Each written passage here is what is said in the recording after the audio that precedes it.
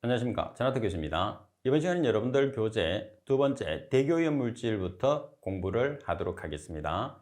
자, 여러분들 교재를 보시게 되면 가장 첫 번째 대교이온 물질에 대해서 나와 있어요. 자, 그래서 대교이온 물질에 대해서 시험에 나오게 되면 대교이온 물질의 종류에 해당하지 않는 것을 찾으시오 이렇게 문제가 나오는데 아주 가끔씩 나옵니다. 출제 빈도가 아주 낮기 때문에 여러분들이 크게 신경 쓸 필요는 없습니다. 자, 따라서 대교이온 물질을 보시게 되면 1번 항목에서부터 64번 항목까지 나와 있기 때문에 종류가 64가지 정도가 있어요. 자, 문제가 출제됐던 내용을 한번 보겠습니다. 대기환경 보전 법규상 대교이온 물질로 틀린 것은 어느 것인가? 답은 사이화탄소, 나번에 일산화탄소, 그리고 답은 이산화탄소, 그리고 라번에 이황화탄소죠. 자, 여기서 사이화탄소라는 것은 CCl4를 이야기하죠. 그리고 일산화탄소라는 것은 CO, 이산화탄소라는 것은 CO2, 그리고 이황화탄소라는 것은 CS2예요. 자, 그래서 이 내용 같은 경우에서는 여러분들이 대교의 물질 자체에 대한 우리가 그 전체적인 항목을 모른다 하더라도 개론에서 배웠던 내용만으로도 충분히 답을 찾을 수 있죠.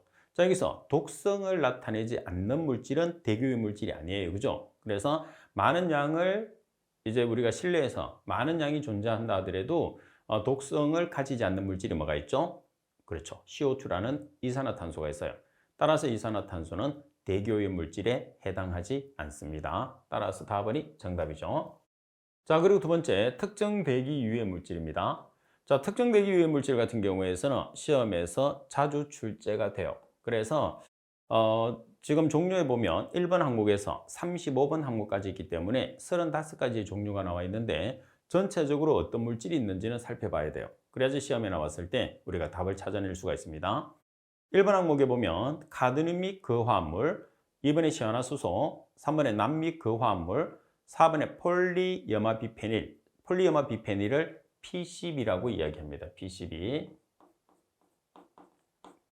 자, 그리고 5번 크롬 및 그 화합물, 6번에 비소 및 그 화합물, 7번에 수소 및 그 화합물, 8번에 프로필렌 옥사이드, 9번에 염소 및 염화수소, 10번에 불소 화물, 11번에 성면, 12번에 니켈 및 그 화합물, 13번에 염화비닐, 14번에 다이옥신. 여러분들 다이옥산은 수질오염 물질이고 대기오염 물질은 다이옥산이 아니고 다이옥신입니다. 그래서 연소 과정에서 배출되는 물질이죠. 그리고 15번에 페놀립 그 화합물, 16번에 베닐륨 및 그 화합물, 17번에 벤젠, 18번에 사이화탄소, 그리고 19번에 이황화 메틸, 20번에 아닐린, 21번에 클로로포름 또는 클로로폼이라고 하죠. 22번에 포름알데히드 또는 포름알데하이드 또는 폼알데하이드 이런 용어가 많아요. 그리고 23번 아세트알데히드 또는 아세트알데하이드라고 하죠. 24번에 벤지딘, 25번에 일산부타디엔, 26번에 다환방향족 탄화수소, 27번에 에틸렌 옥사이드, 28번에 디클로로메탄, 29번에 스틸렌, 30번에 테트라클로로에틸렌, 32번에 1,2디클로로에탄, 그리고 32번에 에틸벤젠, 33번 트리클로로에틸렌, 34번 아크릴로니트릴, 35번 히드라진이 특정대기 유해 물질입니다. 자, 출제된 문제를 한번 살펴보도록 하겠습니다. 자, 문제 8번에 보시게 되면 대기환경 보전 법규상 대기오염 물질 중에서 특정 대기 유해 물질로 틀린 것은 어느 것인가? 답은 테트라클로로에틸렌, 나번에 트리클로로에틸렌, 답은 히드라진, 라번에 안티몬. 자, 여기서 라번에 보시게 되면 안티몬이라는 물질은 지금 우리가 대기오염 물질에 포함되어 있지 않아요. 그죠? 라번이 정답이 되겠죠. 자, 그리고 세 번째 보시면 대기오염 방지 시설입니다. 대기오염 방지 시설 같은 경우에서는 여러분들 시험에서 상당히 출제가 자주 되기 때문에 반드시 기억을 해야 돼요. 자, 먼저 두 가지로 나눠서 기억을 하는데 집진 시설은 다 포함이 됩니다. 그래서 집진 시설은 대부분이 우리가 방지 기술에서 공부를 했기 때문에 여러분들이 충분히 찾아낼 수가 있어요. 그래서 집진 시설을 제외한 나머지를 여러분들이 신경을 써서 기억을 해 놓으시면 됩니다. 자, 집진 시설의 종류에서는 어떤 것들이 있느냐 하면 중력, 관성력, 원심력, 세정, 여과, 전기, 음파 집진 장치가 있어요. 그러면 이 집진 장치를 제외한 나머지를 한번 살펴보시면 조금 더 우리가 시험 공부를 하는데 유리해요. 자, 8번에 보면 흡수에 의한 시설, 그리고 9번에 hợp 착에 의한 시설, 그리고 10번 직접 연소에 의한 시설. 자, 직접 연소의 반대가 뭐예요? 직접 연소의 반대가 간접 연소가 되는 거죠.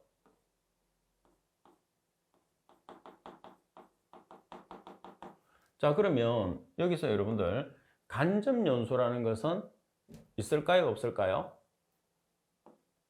간접 연소라는 것은 없어요. 그래서 여러분들이 연소는 연소인데 간접 연소라는 말이 나오게 되면 바로 정답이라고 생각하고 체크를 하시면 됩니다. 직접 연소는 있는데 간접 연소는 없다는 거. 그리고 촉매 반응을 이용하는 시설, 그리고 응축, 산화 환원에 의한 시설, 미생물을 이용하는 시설, 연소 조절에 의한 시설이 있어요.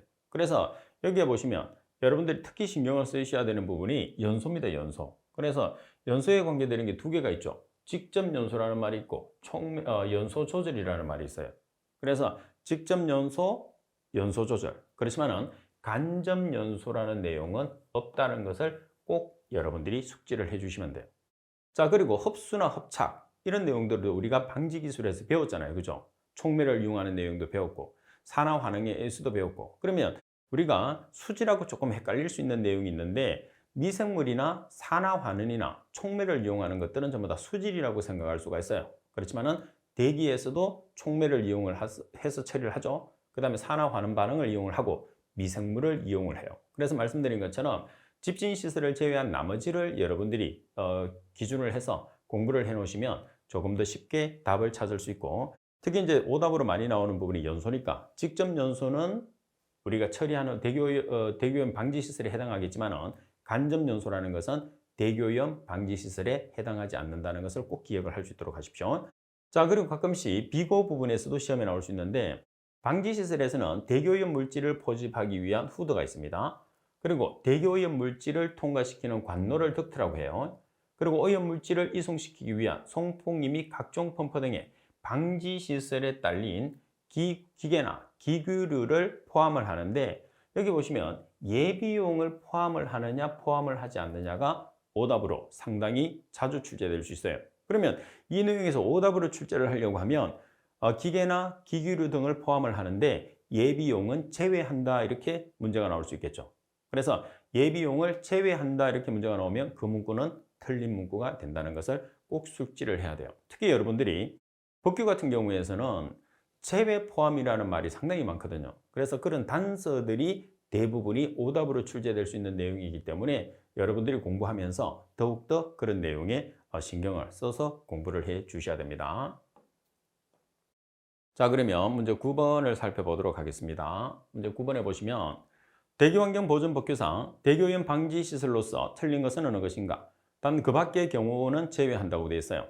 갑은 산화 환원에 의한 시설 맞나요? 맞습니다. 답번에 응축에 의한 시설 맞죠? 답번에 미생물을 이용한 처리 시설 맞습니다. 답번에 이온 교환 시설. 이온 교환 시설은 수질에서는 수질오염 방지 시설에는 해당하겠지만은 대기오염 방지 시설에서는 해당하지 않습니다. 자, 따라서 정답은 라번이 되고, 특히 여러분들이 연소에서 직접 연소는 대기오염 방지 시설에 해당하겠지만은 간접 연소라는 것은 대기오염 방지 시설에 해당하지 않는다는 것도 여러분들이 잘 기억을 해서 문제가 출제되면 꼭 답을 맞출 수 있도록 여러분들이 공부를 해 놓으셔야 됩니다. 자, 그리고 상시 측정을 살펴보도록 하겠습니다. 자, 상시 측정이라는 것은 말 그대로 상시로 측정을 하는 거죠. 자, 상시로 측정을 한다는 것은 상당히 중요한 물질이라는 뜻입니다. 그래서 대기오염 경보 대상 물질을 우리가 상시 측정한다 이렇게 생각하시면 돼요. 그러면 대기오염 경보 대상 물질이 몇 가지가 있느냐면 크게 세 가지가 있죠. 오존이라는 물질이 있어요. 가장 먼저 우리가 시행했던 게 오존 경보죠. 그리고 추가적으로 미세먼지와 초미세먼지. 여기서 미세먼지라고 하면 PM10, 그리고 초미세먼지라고 하면 PM2.5를 이야기를 하죠. 이 세 가지가 대기오염 경보 대상 물질이에요. 따라서 이 세 가지 물질은 상시 측정 대상 물질이 되는 거죠. 자, 내용을 보면서 조금 더 구체적으로 살펴보기로 하겠습니다. 우리가 대기오염 경보를 이제 경보 체계에서 전국적인 개념으로 관리를 하는 사람이 있고, 그리고 당의 관할 구역을 우리가 관장하는 사람이 있어요. 그러면 우리가 보통 환경부 장관과 시도지사, 여기서 시도지사는 2번에 보시면 특별시장, 광역시장, 특별자치시장, 도지사 또는 특별자치도지사를 묶어서 줄여서 시도지사라고 생각하시면 돼요.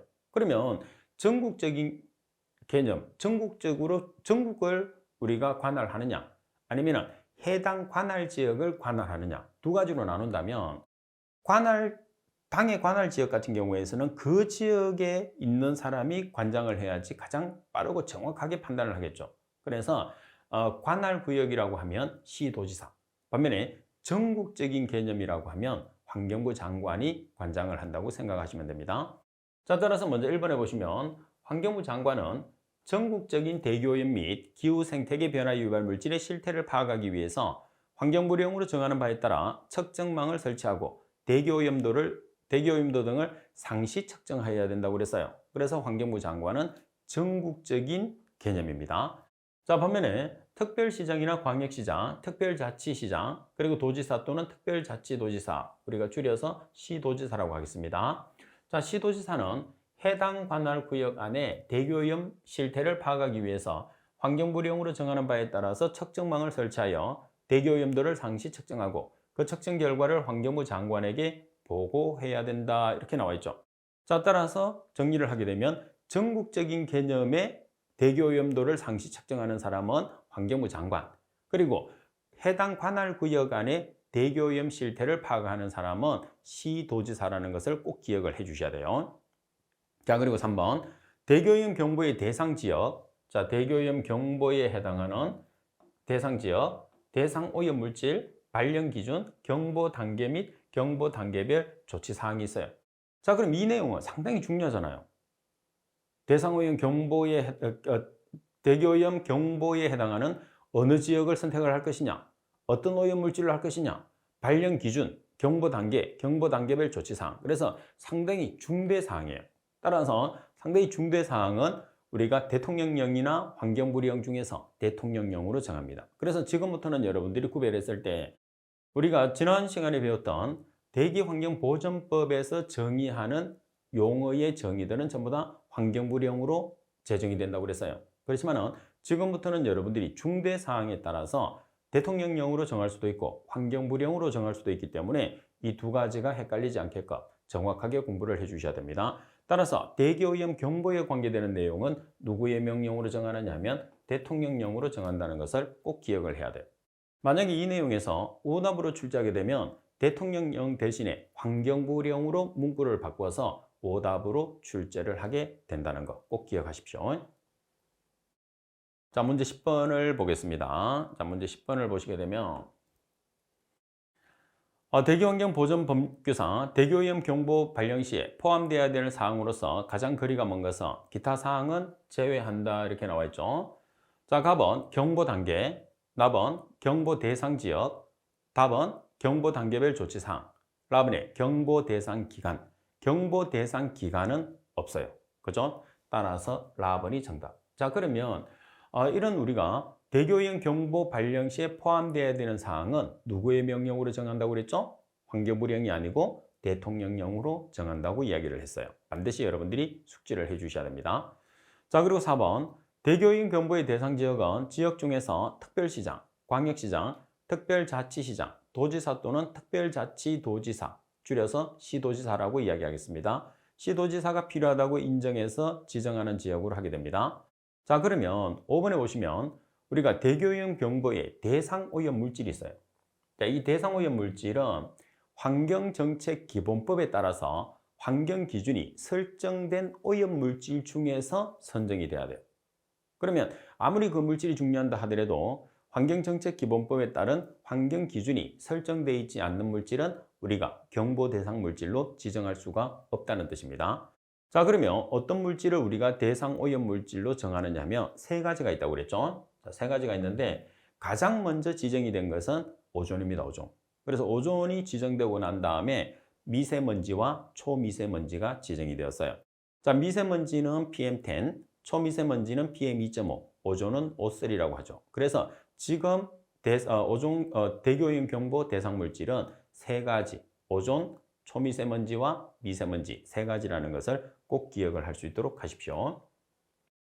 자, 그리고 또 시험에 자주 나오는 아주 중요한 내용이 있어요. 자, 6번에 보시게 되면 대기오염 경보 단계는 대기오염 경보 대상 오염 물질의 농도에 따라서 각 호와 같이 구분하되 대기오염 경보 단계별 오염 물질의 농도 기준은 누구의 명령으로 정하느냐? 자, 지금 대기오염 경보 단계별 오염 물질의 농도 기준이에요. 자, 오염 물질의 농도 기준은 환경부령으로 정한다는 것을 잘 기억을 해야 됩니다. 오염 물질의 농도 기준은 환경부령. 자, 그러면 우리가 경보 단계를 나타냈을 때 오존 같은 경우에서는 3단계로 나타냅니다. 반면에 미세먼지와 초미세먼지 같은 경우에서는 2단계로 나타내거든요. 따라서 미세먼지라는 PM10은 주의보와 경보입니다. 당연히 먼지니까 초미세먼지라는 PM2.5도 주의보와 경보 두 단계로 나타내게 돼요. 자, 반면에 O3라는 오존 같은 경우에서는 3단계로 표현한다고 그랬잖아요. 그죠? 그래서 오존 같은 경우에서는 주의보와 경보 그리고 중대경보 세 가지로 나타내겠죠. 그래서 발령 단계에 해당하는 농도와 그리고 해제 기준에 대한 농도를 우리가 별도로 구별을 할 수가 있어요. 그리고 규정을 해놨죠. 그 내용은 차후에 계속적으로 살펴보도록 하겠습니다. 자, 그리고 7번 내용에 보시면 경보단계별 조치사항에서는 다음 각 호의 구별에 따라서 사항이 포함되도록 하여야 한다. 다만 지역의 특성에 따라서 특별시, 광역시, 특별자치시, 도, 특별자치도의 조례로 경보단계별 조치사항을 일부 조정할 수가 있다고 그랬어요. 그러면 단계별 우리가 조치사항이 시험에서 아주 자주 나오거든요. 그래서 이 내용은 여러분들이 무조건 숙지를 해야 돼요. 그래서 법규상에서 가장 시험에서 자주 나올 수 있는 내용이 지금 나와 있는 단계별 조치사항이 되는 거죠. 자, 그래서 단계별 조치사항이라는 것은 단계는 세 가지 단계가 있어요. 주의보, 경보, 중대경보 이 세 가지거든요. 그래서 이 세 가지에 해당하는 조치사항이 어떤 내용이 있는지를 먼저 살펴보고 각각의 우리가 단계별 조치사항에 따라서 문제가 가장 대표적인 문제가 들어가 있거든요. 그래서 그 문제를 보면서 한 번 더 확인을 해 주시면 돼요. 자, 먼저 기억해 보시면 주의보를 먼저 한번 살펴보도록 하겠습니다. 자, 주의보 발령 같은 경우에서는 주민의 실외 활동 및 자동차 사용에 자제 요청이 있습니다. 자, 여기서는 대부분이 경보 물질은 실외에서 발생하는 물질이기 때문에 실내하고는 관계없어요. 그래서 지금 주의보 발령 같은 경우에서는 주민의 실외 활동, 자동차 사용에 자제 요청이 나와 있어요. 자, 여기서 자제 요청이라는 것은 뭐냐면 강제성은 없어요. 그래서 관공서에서 여러분들에게 이렇게 하세요 부탁을 드리는 거죠. 부탁을 드리는 거기 때문에 자제 요청이라고 생각하시면 돼요. 그래서 가장 낮은 단계이기 때문에 자제 요청이 들어가는 거죠. 자, 문제 11번 대기환경 보전 법령상 대기오염 경보 단계별 조치 사항으로 옳지 않은 것은 조금 더 우리가 살펴봐야 되는데 문제를 만들기 위해서 세 가지 단계를 전체를 다 집어넣어 놨어요. 가번에 주의보에 보시면 주민의 실내 활동 제한 요청, 나번에 경보는 자동차의 사용 제한, 다번에 경보 사업장의 연료 사용량 감축 권고, 다번에 중대경보는 사업장의 조업시간 단축 명령. 자, 여기서 우리가 먼저 지금 주의보만 배웠기 때문에 주의보에 해당하는 내용을 보면 주민의 실내 활동 제한 요청이 아니고 뭐예요? 제한이 아니고 자제 요청이 들어온다고 그랬죠. 그래서 제한 요청이 잘못된 거죠. 따라서 주의보 발령 같은 경우에서는 주민의 실내 활동 및 자동차 사용에 자제 요청이라는 것을 반드시 여러분들이 숙지를 해 주셔야 된다는 거. 자, 그러면 두 번째 단계를 보겠습니다. 자, 두 번째 단계를 보시면 어떤 단계가 있어요? 두 번째 단계에서는 발령 단계입니다. 발령 단계. 자, 발령 단계는 여러분들 주민의 실내 활동에서 자제 요청이 아니고 뭐예요? 제한 요청이 옵니다. 제한이 들어오는 거예요. 자, 그리고 자동차 사용에도 마찬가지 제한이 들어옵니다. 그리고 사업장에 연료 사용에 감축 권고라는 게 들어와요. 이거는 약간의 뭐가 들어가는 거죠? 강제성이 들어가는 거예요. 주의보 발령 같은 경우에서는 여러분들에게 부탁을 하는 거죠. 그래서 강제성이 거의 없는 반면에 경보 발령으로 가게 되면 강제성이 어느 정도가 있어요. 반면에 중대 경보로 가면 완전히 강제성으로 집행을 하는 거죠. 자, 경보 발령은 주민의 실외 활동 제한 요청, 자동차 사용의 제한 및 사업장의 연료 사용량 감축 권고가 들어간다는 거 꼭 기억을 해야 됩니다. 자, 문제 12번. 대기환경 보존 법령상 대기오염 경보 단계 세 가지 유형 중에서 경보 발령 시의 조치 사항으로 가장 거리가 먼 것을 찾으시오 그랬어요. 자, 가번 주민의 실외 활동 제한 요청. 자, 여기서 보시면 주민의 실외 활동 제한 요청 여기 있죠. 답은 자동차 사용의 제한. 자동차 사용의 제한 맞습니다.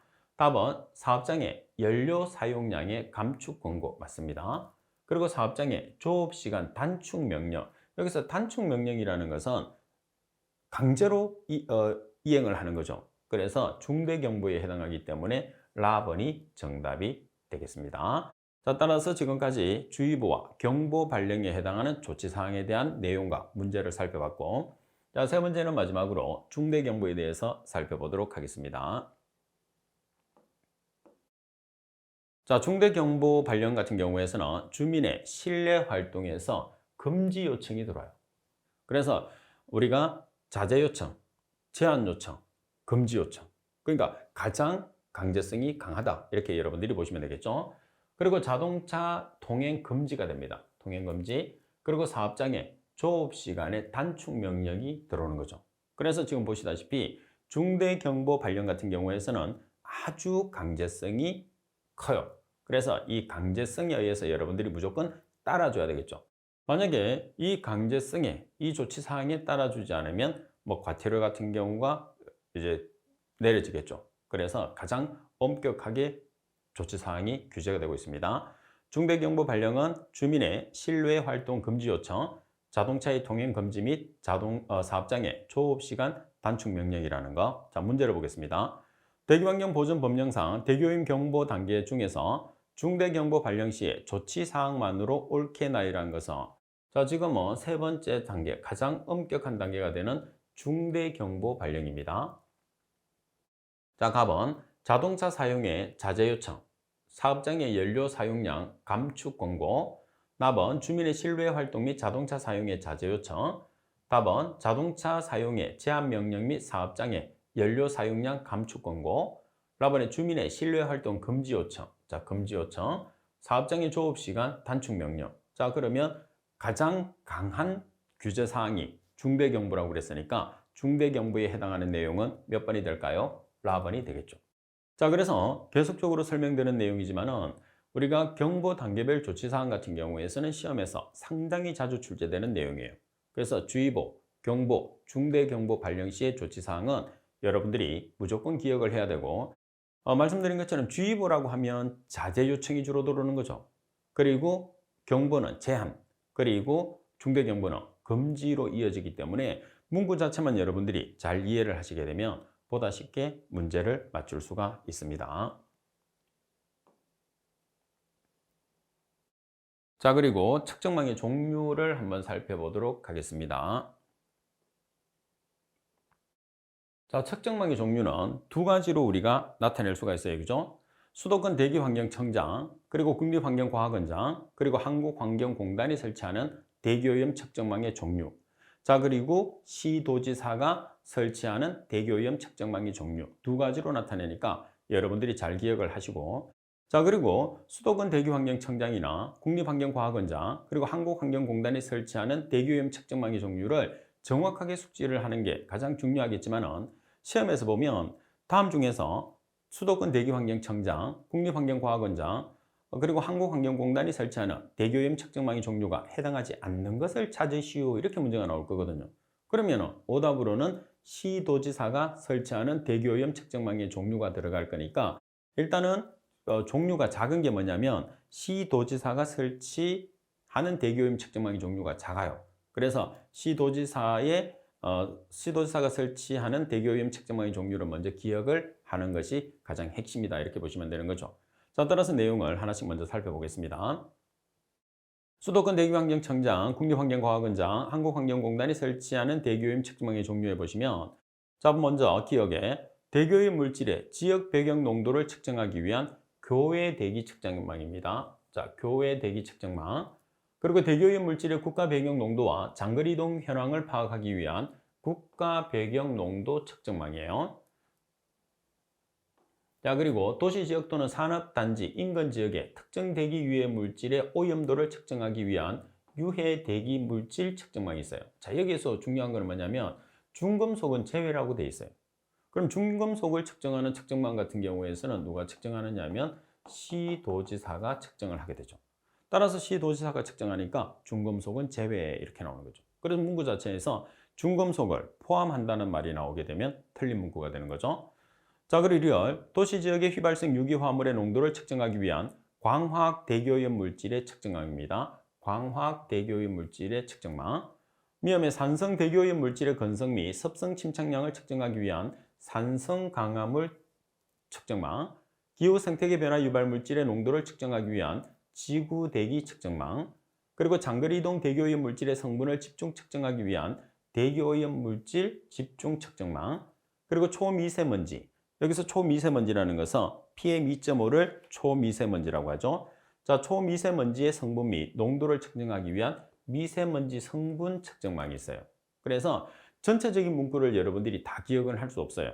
그래서 기억을 줄여서 교외 대기 측정망, 니어는 국가 배경 농도 측정망, 디귿은 중금속을 제외한 유해 대기 물질 측정망, 리얼은 광화학 대기오염 물질 측정망, 미염은 산성 강화물 측정망, 비업은 지구대기 측정망, 시옷은 대기오염 집중 측정망, 이영은 미세먼지 성분 측정망은 수도권 대기환경청장, 그리고 국립환경과학원장, 그리고 한국환경공단이 설치하는 대기오염 측정망의 종류라는 것을 여러분들이 반드시 숙지를 하고 계셔야 됩니다.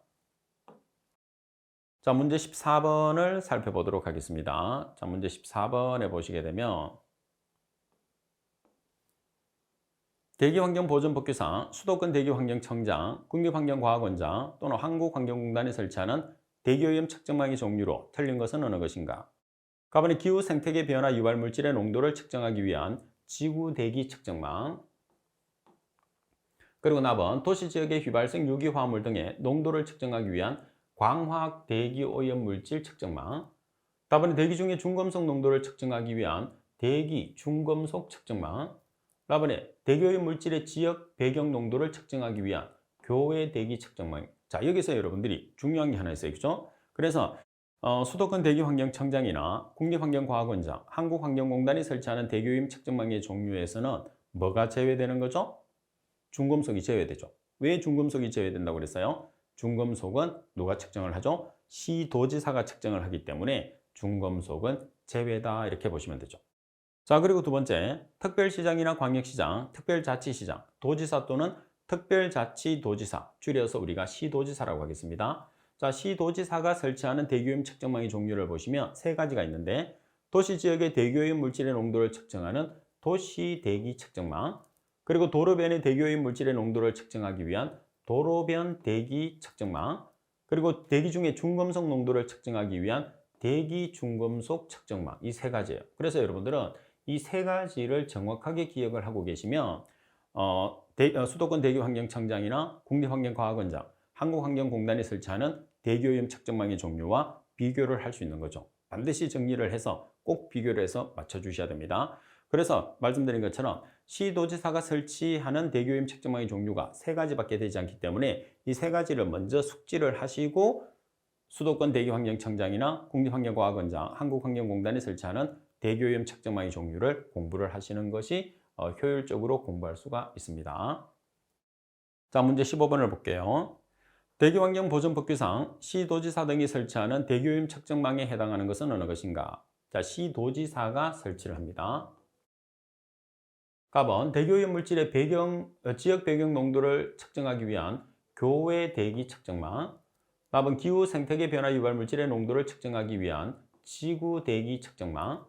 답안의 산성 대기오염 물질의 건성 및 습성 침착량을 측정하기 위한 산성 강화물 측정망. 그리고 대기 중에 중금속 농도를 측정하기 위한 대기 중금속 측정망. 자, 여기서 여러분들 시도지사가 설치하는 대기오염 측정망은 세 가지가 있잖아요. 그죠? 그 세 가지 중에 한 개가 뭐죠? 중금속 측정막, 대기 중금속 측정막이 되는 거죠. 그래서 정답은 뭐가 되나요? 라번이 정답이 되는 거죠. 자, 이렇게 해서 대기오염 측정망 같은 경우에서는 여러분들 시험에서 자주 출제되기 때문에 제가 설명드린 내용을 잘 이해를 해서 반드시 숙지를 할 수 있도록 하십시오. 자, 이번 시간 수업은 이것으로 마치도록 하겠습니다. 수고하셨습니다.